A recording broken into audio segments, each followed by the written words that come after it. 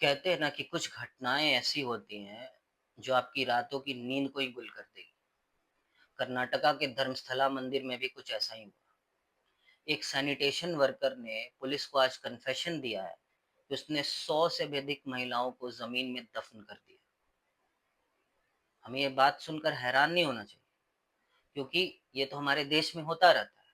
उसने ये भी बताया कि उन सारी महिलाओं की उम्र 20 से कम थी और उनमें से ज़्यादातर महिलाओं के साथ सेक्सुअल असॉल्ट हुआ है। अब ये न्यूज़ मीडिया में क्यों नहीं आया? आप खुद ही समझदार हैं, समझ जाइए। राजनैतिक पार्टियों की प्रेशर, बड़े-बड़े ब्यूरोक्रेट्स का हाथ और बड़े-बड़े बिज़नेसमैन का हाथ जहाँ होता है, वहाँ ऐसी न्यूज़ आपको कानों में सुनने को नहीं मिलती।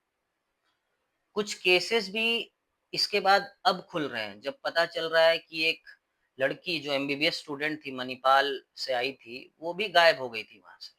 साथ ही साथ एक Saujanya rape and murder case भी सामने आ रहा है, उसका लिंक भी इसी केस के साथ अब जोड़ा जा रहा है।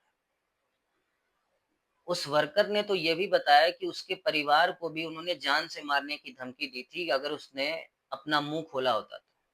अब देखना ये होगा कि हमारी सरकार, चाहे वो केंद्र की हो या राज्य की हो, इस केस के ऊपर क्या एक्शन उठाएगी। मैं आपसे यही विनती करूँगा, इस रील को ज़्यादा से ज़्यादा शेयर कीजिए, ताकि जो ज़मीन में दफ़न लोग हैं, उनको इंसाफ मिले। क्योंकि आज जब हम साथ खड़े होंगे, तभी हमारे साथ भी कल कोई खड़ा होगा।